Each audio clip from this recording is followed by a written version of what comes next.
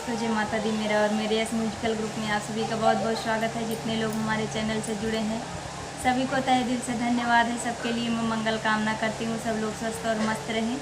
तो एक मैं बहुत ही प्यारा पति पत्नी का नोक झोंक चुटकुला गीत लाई हूँ। जैसा होगा आप लोग कमेंट में ज़रूर बताइएगा।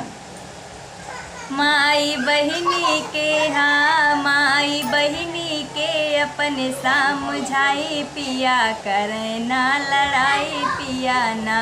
माई बहिनी के अपने समझाई पिया करे ना लड़ाई पिया ना। लड़ाई पिया ना हो लड़ाई पिया ना। लड़ाई पिया ना हो लड़ाई पिया ना।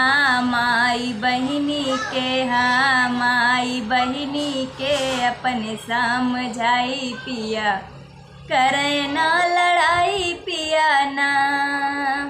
हम अकेले ना बनाइब ना परोस के खियाइब। हम अकेले ना बनाइब ना परोस के खियाइब। ना परोस के खियाइब ना परोस के खियाइब।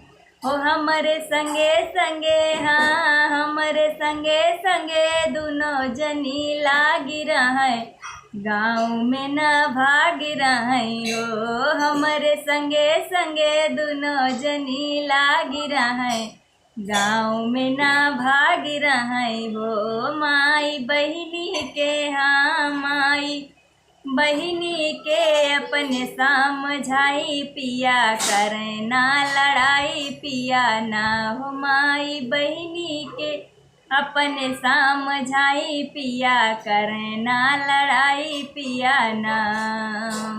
तू ही खाना बनैब पूरे गाँव के हंसैब। तू ही खाना बनैब पूरे गाँव के हंसैब। पूरे गाँव के हंसैब पूरे गाँव के हंसैबा।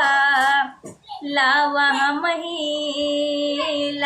हमही जेवनवा बनाई पिया करे ना लड़ाई पिया ना हो। लावा हमही जेवनवा बनाई पिया करे ना लड़ाई पिया ना हो। माई बहिनी के माई बहिनी के अपने समझाई पिया करे ना लड़ाई पिया ना हो। माई बहिनी के अपने समझाई पिया करे ना लड़ाई पिया ना।